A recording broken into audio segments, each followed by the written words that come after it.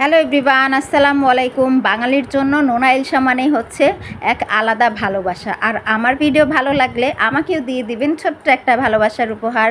আমার একটা প্রিয় মানুষ, অর্থাৎ আমার প্রিয় একটা কিউট আপু রিকোয়েস্ট করেছেন যে ভর্তার রেসিপিটি একটু দেন। ওকে আপু, আপনার জন্যই এই রেসিপিটা। আপনার জন্য বলতে সবার জন্যে।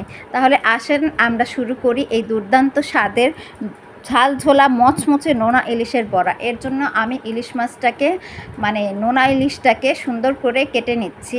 তো এর মধ্যে কিন্তু অনেক লবণ থাকে, লবণগুলো আপনাকে ঝরিয়ে নিতে হবে প্রথমে। তারপরে এই দেখেন আঁশটাগুলোকে ছাড়িয়ে নিচ্ছি আমি। ছাড়িয়ে প্রত্যেকটা মাছকে এই যে উপরের যে কাটার অংশ সেটা কিন্তু আমি নিব না, কারণ ওটা বাটতে কষ্ট হয়। আর মাঝখানের যে কাটা অংশ এটাও কিন্তু আমি বাদ দিয়ে দিব। ঠিক আছে, তো এতে বাটার ক্ষেত্রে একটু সুবিধা পাবেন, যাতে করে কাটাগুলো না বাছা লাগে। তো মাছের যে মাংস অংশটুকু সেটুকুই নিব, আর উপরের যে কাটার অংশটুকু ওগুলো যখন লতি বা অন্য কিছু রান্না করব তখন আমি সেটাতে ইউজ করে নেব।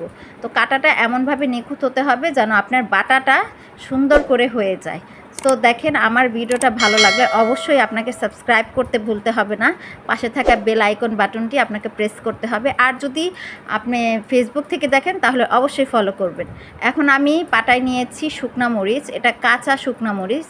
তো মরিচগুলোকে আমি সুন্দর করে বেটে নেব। একদম মিহি বাটা দিতে হবে যাতে করে কোনো লাম্পস না থাকে, এটাতে কোনো বিচি না থাকে। তো দেখেন, হাত দিয়ে একটু চেক করবেন বাটা হয়েছে কিনা। তো এই অবস্থাতেই আমি আবার রসুন দিব। এখন কিন্তু আদা বাটা হয়েছে, রসুন দিয়ে তারপরে আপনাকে মিহি করে বেটে নিতে হবে মরিচগুলোকে, যাতে করে ভর্তা খাওয়ার সময় ছাবা ছাবা না লাগে। তো দেখেন, রসুনগুলোকে আমি সুন্দর করে বেটে নিচ্ছি। এটা হচ্ছে দেশি রসুন। রসুনগুলো আস্তাই আমি নিয়েছি, যেহেতু বেটে মিহি করব, তো এর জন্য আস্তা নিলেও কোনো সমস্যা হবে না। তো বাটতে বাটতে এখন বলেন তো আপনারা কে কোথায় থেকে দেখতেছেন, আমাকে অবশ্যই কমেন্টে জানাবেন।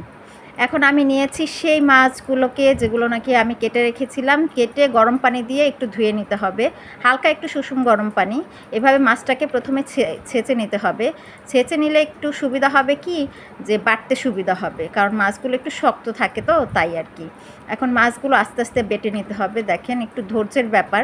একটু বিরক্ত না হয়ে আমরা যদি সুন্দর করে আমরা কাজ করি তাহলে অবশ্যই আমরা ভালোভাবে খেতে পারবো। দেখেন, এত বাছার পর, এত সব বাদ দেওয়ার পরও একটু একটু কাটা রয়েছে। তো এগুলোও আমি সুন্দর করে বেছে নিচ্ছি। এই দেখেন, কাটাটা আমি ফেলে দিয়েছি। তারপর নিয়েছি আমি এখানে পেঁয়াজ, এটা কাঁচা পেঁয়াজ কিন্তু। তো পেঁয়াজগুলোকেও আমি সুন্দর করে বেটে নেব। পেঁয়াজগুলো অতটা মিহি করতে হবে না, জাস্ট একটু আদা বাটা থাকলেও কোনো সমস্যা নাই। এতে খেতে যখন আপনি